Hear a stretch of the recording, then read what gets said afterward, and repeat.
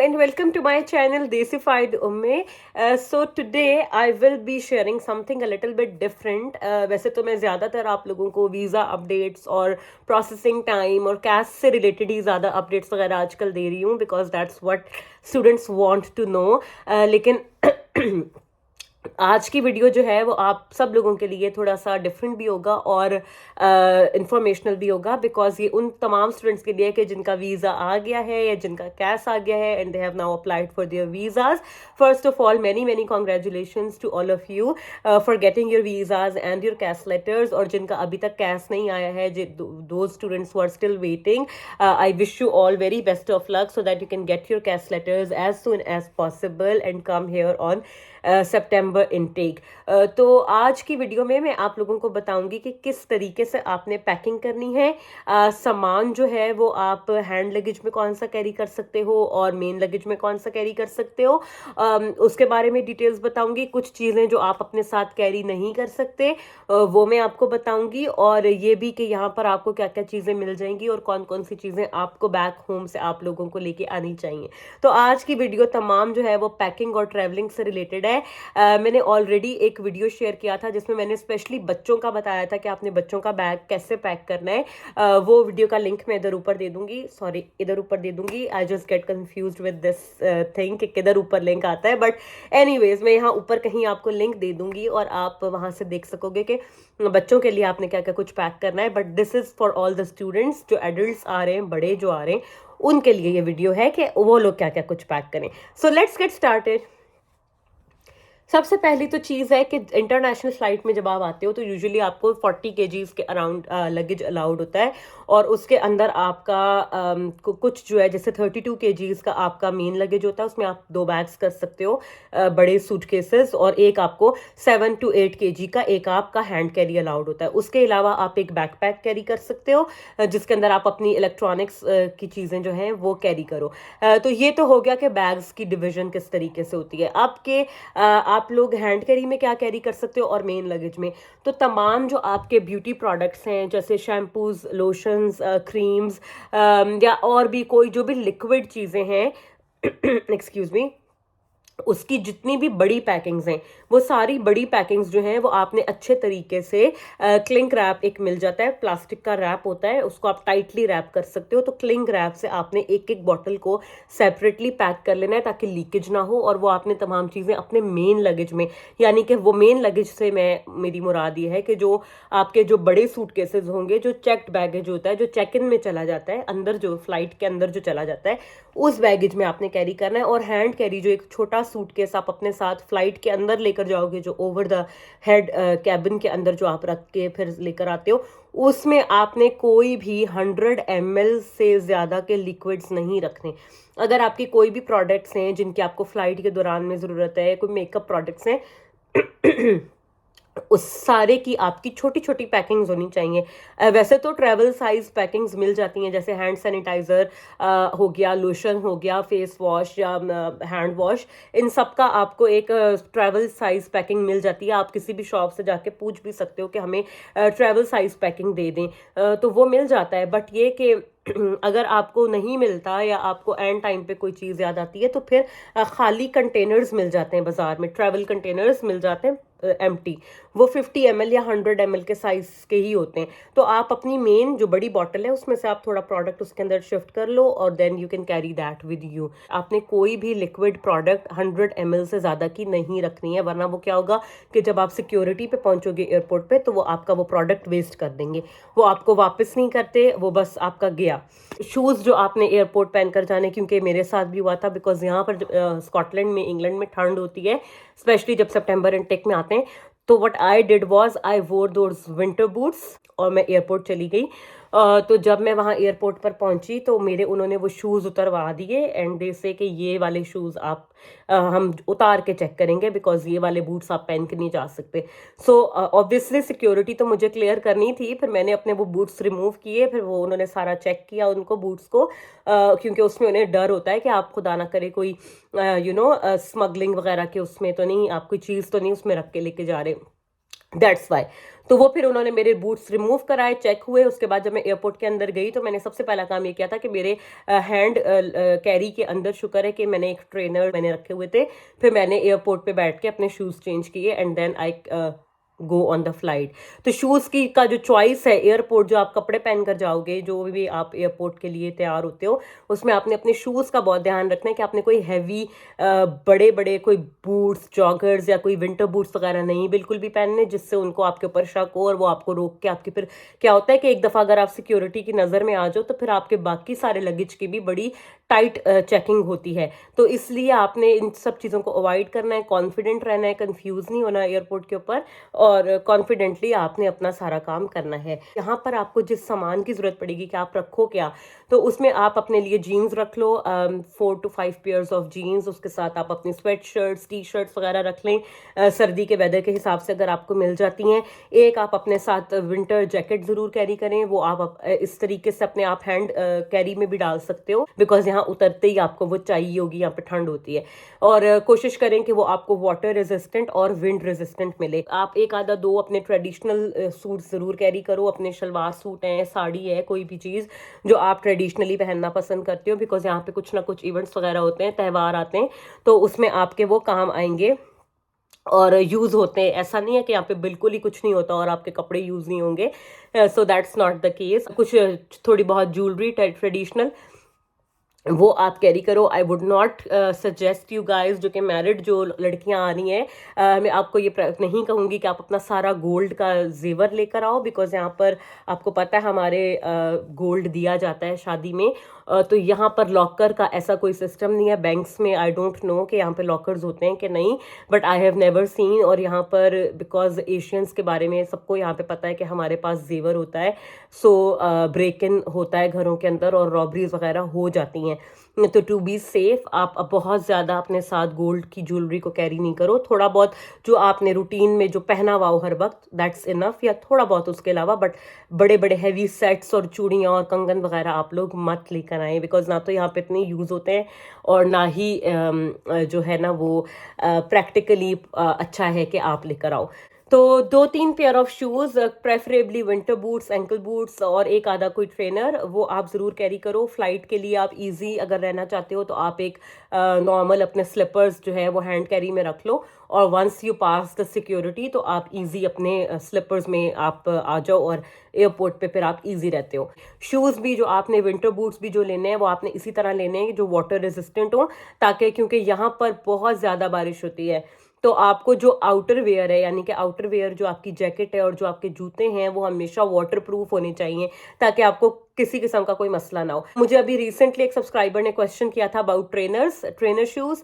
तो trainer shoes आप ज़रूर रखो, बट सर्दी के महीनों में वो इतने यूज़ नहीं होते, बिकॉज यहाँ पे बहुत बारिश होती है, तो आपके शूज़ में सारा पानी चला जाता है and then it's not very comfortable and feasible according to the weather.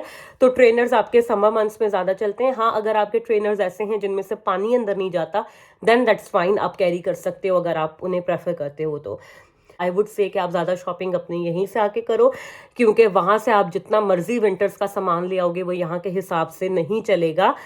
यहाँ की सर्दी और तरह की होती है और यहाँ जो कपड़ा आपको मिलेगा वो यहाँ के वेदर के हिसाब से होता है। खाना पकाना, ग्रोसरी, मसाले, कुछ भी कैरी करने की आपको ज़रूरत नहीं है। यहाँ पे सब कुछ मिलता है इंडियन ग्रोसरी स्टोर्स पे, हर तरह के मसाले, बिस्किट्स और हर चीज़ आपको मिलती है। So you don't have to carry everything. और घर की बनी हुई चीज़ें अगर कोई आपका ऐसा है जो आप थोड़ा बहुत अपने साथ रखना चाहो तो आप रख सकते हो, बट यू नेवर नो, वो बाज़ दफ़ा आपके सामान में से निकलवा भी देते हैं। और हर चीज़ को आपने बड़े अच्छे तरीके से रैप करके रखना है, ताकि आपके कपड़ों में और चीज़ों में जो है ना वो लीकेज ना हो और मेस ना हो। शुरू शुरू के लिए एक आप अगर 2-4 प्लेट्स वगैरह अपने साथ लाना चाहो आप ला सकते हो। खाना बनाने के बर्तन जो हैं, आई वुड से कि आप अपने साथ ले आओ। कुकर अगर आप यूज़ करते हो, क्योंकि यहाँ पे जो कुकर मिलते हैं, एक तो वो बहुत एक्सपेंसिव होते हैं और दूसरी बात है कि उनका सिस्टम बिल्कुल डिफरेंट होता है जैसे कुकर्स हम यूज़ करते हैं। तो आप अपना कुकर लेकर आएँ अगर आप कुकर यूज़ करते हैं।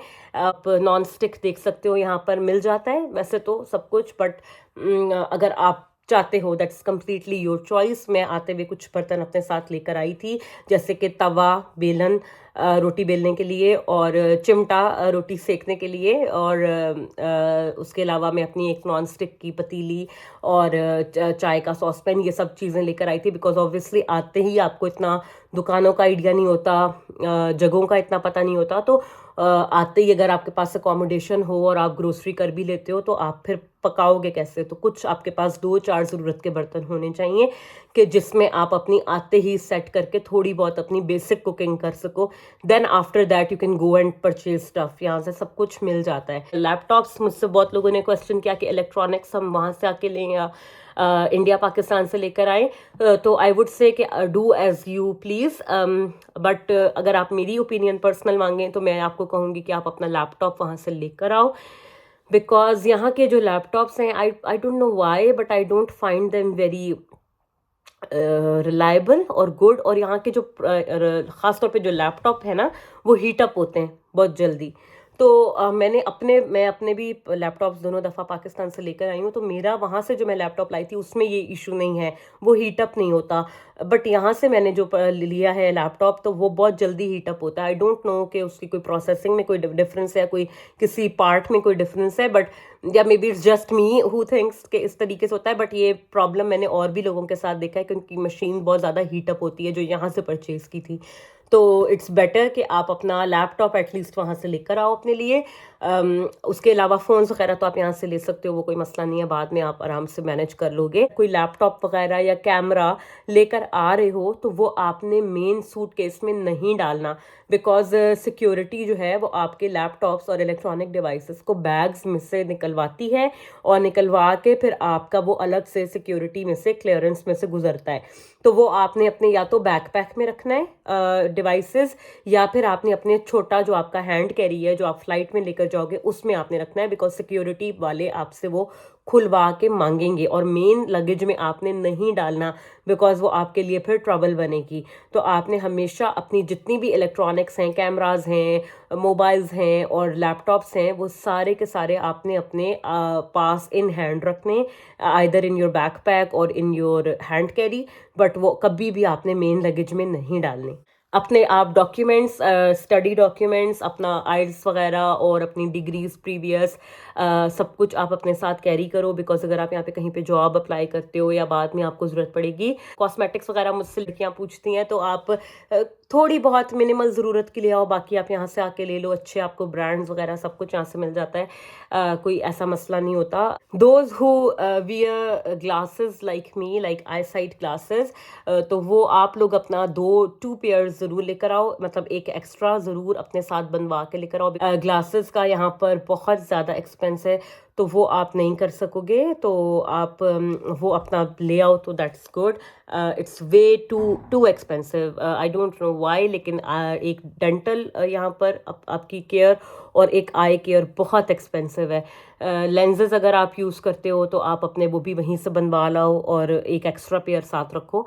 मेडिसिन आप अपने साथ ज़रूर कैरी करो, पेन किलर्स वगैरह, और भी अगर कोई मेडिसिन आप लोग लेते हो, जैसे बेसिक होती हैं डायरिया की, दांत के दर्द की, वॉमिटिंग की, ये तमाम आप अपने लिए मेडिसिन रखो। बेसिक जो थोड़ी बहुत होती हैं आप किसी डॉक्टर से कंसल्ट करके भी लिखवा सकते हो, और आप खुद से भी अगर आपको आइडिया है तो आप ले सकते हो। बट आपने किसी डॉक्टर से एक प्रिस्क्रिप्शन बनवाना है उन तमाम मेडिसिन का जो आप कैरी कर रहे हो, और उसके बाद वो प्रिस्क्रिप्शन आपने अपने साथ अपने डॉक्यूमेंट्स में रखना है। वैसे होता तो नहीं है, बट समटाइम्स दे में आस्क यू कि आपके लगेज में ये मेडिसिन हैं तो इनका प्रिस्क्रिप्शन कहाँ है, तो आपके पास प्रिस्क्रिप्शन मौजूद होना चाहिए। और मेडिसिन जितनी भी आपकी होंगी, चाहे लिक्विड है, बच्चों की भी मैं उस बच्चों वाली दूसरी वीडियो में बताना भूल गई थी, बच्चों की आप मेडिसिन कैरी करो ज़रूर यहाँ पे बेसिक, क्योंकि आते ही बच्चे यूजुअली बहुत बीमार हो जाते हैं और उनको डिफ़िकल्टी होती है to adjust with the weather and everything. तो आपके पास उनकी बेसिक मेडिसिन, बुखार की,